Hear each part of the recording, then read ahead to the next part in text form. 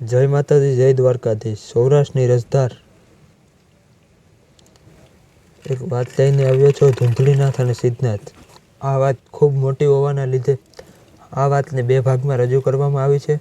તેમાંનો આ ભાગ એક છે.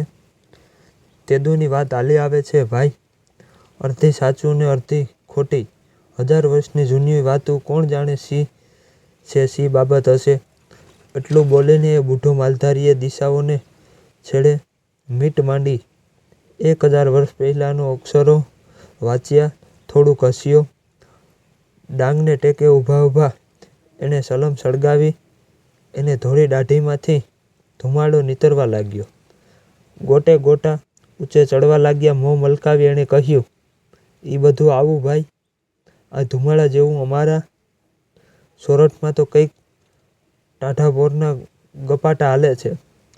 પણ હું તો આ ઢાંકને ડુંગરે ડાંગને ટેકે લઈને જ્યારે સલમ ચેતું છું, ત્યારે મને તો ધૂંધળીનાથ ને સિદ્ધનાથની જોડ જીવતી જાગતી લાગે છે.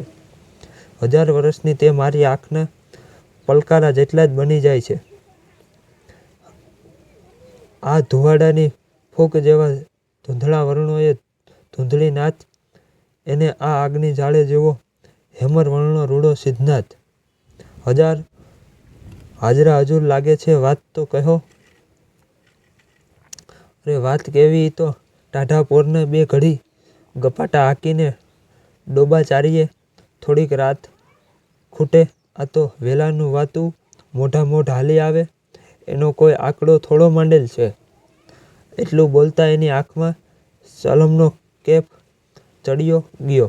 આંખનો ખૂણો લાલ ચટક બન્યો. એને ડાંગને ટેકે એણે અંજવાળી રાતે વાત માંડી. ધૂંધળીનાથનું અસલ નામ તો ધૂંધો, જાતને કોળી. આ વાસાવડ દેમનો રહેતો હું પીઉં છું એવી બજારના વાડા વાવતો જલમ કોળીને પેટ પણ જીવ પોરાવાયો. દયા દાનમાં હિસા નામ ન કરે. વર્ષે બજારના પડતલના વેચીને જય ગિરનારને મેળે નાણું હોય એટલું ગરીબરગરબાને ખવરાવી દે. પાછા આવીને બજાર વાવવા માંડે. ધીરે ધીરે તે ધૂંધો ને ગિરનાર બે એકાકાર થવા માંડ્યા. જેવું ધ્યાન તેવું દિલનું ગજું, જેવું અન્ન તેવો ઓડકાર. ધૂંધાને તે ગિરનારનું ધ્યાન રાતને દી લાગી ગયું. એનો આત્મો વધવા માંડ્યો. સંસારની ગાંઠ વછૂટી ગઈ. બજારના વાડા ગાયું પાસે ભેળાવી એ તો ગિરનારમાં ચાલ્યો ગયો. કોઈક ટંક ઉપર બેસીને ધૂણી ધખાવી તપસ્યા આદરી દીધી. એમ 12 વર્ષે ગિરનારની ગુફાઓમાંથી ગેબના શબ્દ સંભળાવે કે, "ધૂંધળીનાથ, ધૂંધળીનાથ, નવનાથ ભેળો 10મો નાથ તું ધૂંધો." અહાલ એક શબ્દની સાથે ગુરુદત્તે ધ્યાન ધર્યું અને નવ નાથોનું સ્મરણ કર્યું. સ્મરણ કરતાં તે જોગસિદ્ધ મચ્છેન્દ્રનાથ, જલધરનાથ, શાંતિનાથ આવા 9 નાથો ગુરુની સન્મુખ હાજર થઈ ગયા.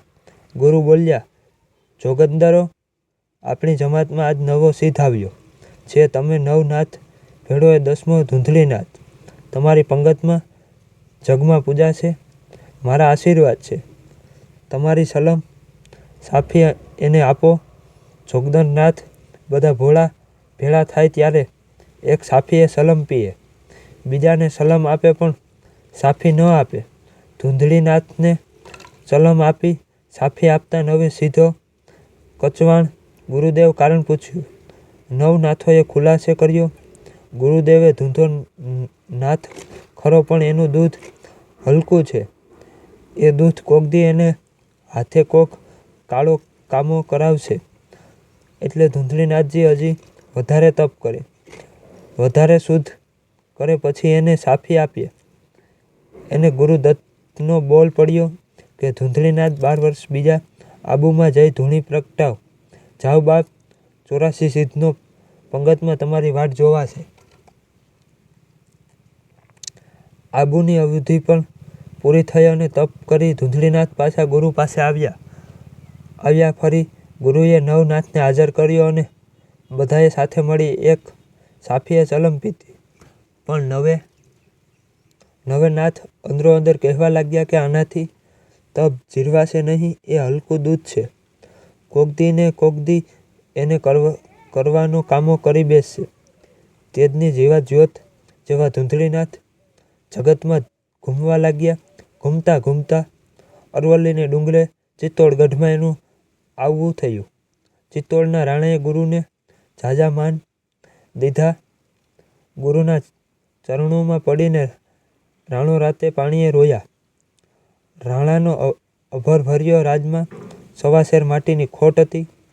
મરણ ટાણે બાપની આગ લઈને મોઢે આગળ હાલનારો દીકરો નહોતો. ગાંજો પીવા માટે ચલમની સાથે લુગડાનો ટુકડો રાખવામાં આવે તેને સાફી કહે છે. ધૂંધળીનાથે ધ્યાન ધર્યું. રાણાના ભાગ્યમાં એણે 2 દીકરાને લખેલા વાંચ્યા, પણ એક જોગીને એક સંસારી. એણે કહ્યું, રાણજી 12 વર્ષે પાછે આવી છું. 2 કુંવર તારે ઘર રમતા હશે. ગુરુની આજ્ઞા છે કે આમાંથી એક તારો ને એક મારો. તૈયાર રાખજે. તેદી આંસુ પાડવા બેસીશમાં. 12 વર્ષે પાછો આવું છું. 12 વર્ષને જતાં શી વાર લાગે? જટાધારી જોગીએ ચિતાડને પાદર આહાલેખ જગાવ્યો એટલે રાજા રાણી 2 રાજકુંવરને આંગળીએ લઈ બહાર નીકળ્યા. 2માંથી એક ધરાણે લુગડે ભાંગી પડતો અને બીજો મેલઘેલ પહેરવે છે. રાજા રાણી કૂટ કરીને તેજીલો દીકરો રાખવા માંગતા હતા, પણ તેજની વિભૂતિ કાંઈ મેલે લુગડે ઢાંકી રહે ને એ ધૂંધળીનાથનો નજર બહાર રહે. મેલા ઘેલાને જ જોગીએ ઉપાડી લીધો. 12 વર્ષનો બાળકો દોડ દઈને ગુરુને કાંડે બાજી પડ્યો. માતા પિતા નજરે દેખે તેમ એ 12 વર્ષનો બાળકને માથું મુંડાવી ભગવા પહેરાવ્યા. ભભૂત ધરી ચાલી નીકળ્યા. રાજા રાણી ખોબે ખોબે આંસુ પાડતા ચિત્તોડગઢ પાછા વળ્યા.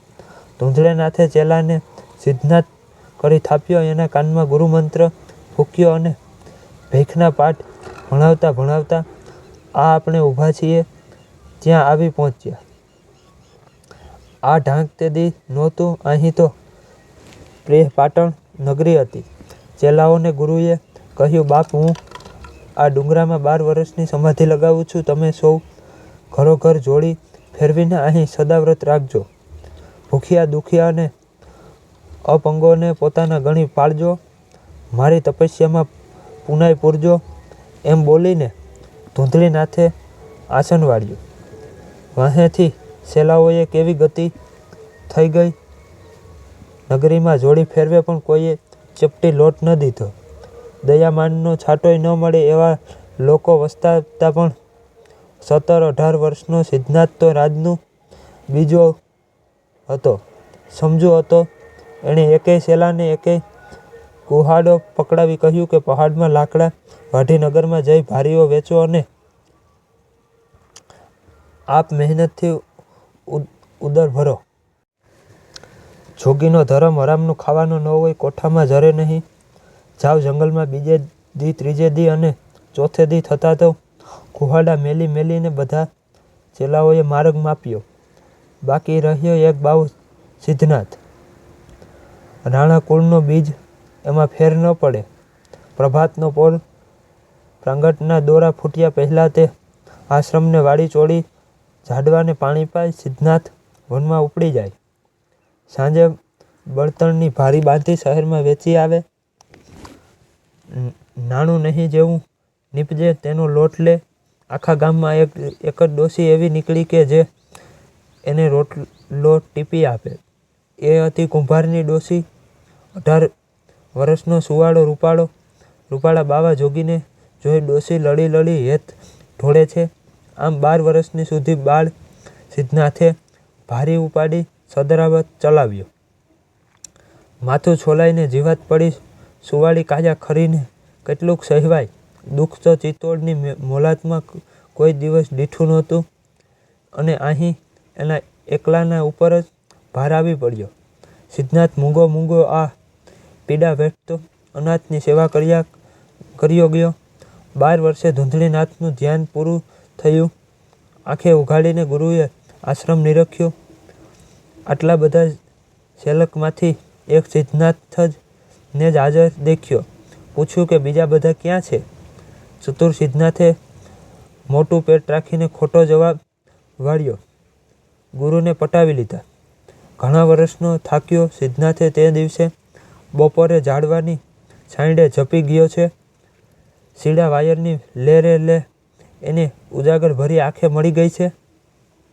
ગુરુજી શેલાના અઢળક રૂપ નિરખી રહ્યા છે.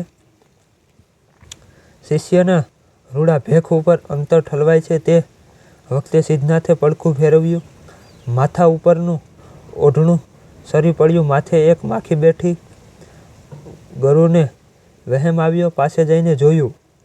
માથામાં ખોબો મીઠું સમાય એવડું ધારું પડ્યું છે. ગંધ વછૂટે છે. ગુરુએ છેલ્લાને જગાડ્યો. પૂછ્યું, આ શું થયું બચ્ચા? કાંઈ નહીં બાપુ, ગુમડું થયું છે. સુંદર પેટા સિદ્ધનાથે સાચું ન કહ્યું. સિદ્ધનાથ ગુરુની ભ્રકુટી ચડી જોગ પહેર્યો છે. એ ભૂલીશમાં અસતથી ભારી જીભ તૂટી પડશે. બોલ સાચું. ગુરુ દુહાય છે. સિદ્ધનાથે ધીરે રહીને વાતો કહેતો ગયો તેમ ધૂંધળીનાથની આંખમાંથી ધુમાડા છૂટતા ગયા. તપસીનું અંતર ખદી ઉઠ્યું. 48 વર્ષની તપસ્યાનો ઢગલો સળગીને ભડાકા નાખતો હોય તેવું રૂપ બંધાઈ ગયું. અહીંયામાંથી હાય હાય એમ હાકાર નીકળી આભને અડવા માંડ્યા. અરે હાય હાય! જગતના માનવી દયા પરવારી રહ્યા. મારા બાળ સિદ્ધનાથ માથાની મૂંઢમાં કીડા પડે ત્યાં સુધી એ ભાર્યું ખેંચે અને મારી તપસ્યા ભડકે પેલા કાર મચાવી દઉં. મારે તપસ્યાને શું કરવી છે? સિદ્ધનાથ બચ્ચા દોડ ઓલી કુંભારણને ચેતવવા માંડે. ભાગવા પાછું વળીને ન જોવે હો. આજ હું પ્રેહ પાટણને પલટાવું છું. એટલું કહેતા તો આશ્રમ કાપ્યો. ઝાડવા ધૂણિયા અને ત્રાહી પોકારતો સિદ્ધનાથ હાથ જોડીને કરગરે છે કે ગુરુદેવ ગુરુદેવ, તપસ્યાને પુણ્ય એમ નથી ખાવા. અરે બાપુ, માનવીઓ તો બધાય માટીના એના પેટ છીછુરા જુઓય. એની સામે ન જવાય. આપણો ભેખ સામે જુઓ. ગજબ કરોમાં લાખોની અહીંયા નિશાચા કલ્પાંત કેમ જોયાને સંભળાઈ જશે. ગુરુદેવ પણ ગુરુવાયાનો રહ્યા. તપસ્યા મંડ્યા હોમવા. હાથમાં ખપ્પર ઉપાડ્યું. ધરતી રોતી હોય એવું ધીરું ધણેવા લાગી. ડુંગરા બોલ્યા. દિશાના પડદા ફાડીને પવન વછૂટવા લાગ્યા. છેલ્લી વાર ગુરુએ કહ્યું, સિદ્ધનાથ, હવે કમાનમાંથી તીર છૂટે છે. દોડ કુંભારણને ચેતવ. માંડે ભાંગવા પાછું ન જુએ, નહીં તો સૂકા ભેળા લીલાઈ બળશે. 50 સિદ્ધનાથે દોડ દીધી. પોતાને રોજ રોટલા ઘડી દેનારી માડીને ચેતવી. છોકરાને આંગળીએ લઈ ડોસી ભાગે છે અને અહીં પાછળ ધૂંધાવાયેલો ધૂંધળીનાથ હાથમાં ખપ્પર ઉપાડી પોતાની તમામ તપસ્યાનો પોકાર છે. ઓ ધરતી મૈયા, પટણ સો દટણ અને માયા સો મીટી, એમ પોકારીને એણે ખપ્પર ઊંધું વાળ્યું. વાળતા જ વાયરા વછૂટ્યા. આંધી ચડી, વાદળ તૂટી પડ્યા. મોટા પહાડ મૂળમાંથી ઉપડીને ઊંધા પટકાણા. પ્રેહ પાટણ નગરી જીવતા જગત પૃથ્વીના પેટાળમાં દટાઈ ગઈ. એક પાટણ નહીં પણ એવા 84 પાટણ તેદી ધૂંધળીનાથે પોતાના ખપ્પર હેઠ ઢાંક્યા અને મહાકંપમાં માયા તમામ મીટી બનીને ગારજ થઈ ગઈ. આ વાર્તાનો ભાગ 1 અહીંયા પૂર્ણ કરીએ છીએ. આના પછીના વિડીયોમાં આ વાર્તાનો ભાગ 2 આવશે, તે જોવાનું ચૂકતા નહીં. આ ભાગ 1 આપને ગમ્યો હોય તો લાઈક, શેર અને ચેનલને સબસ્ક્રાઈબ કરી દેજો. મળીએ ભાગ 2માં.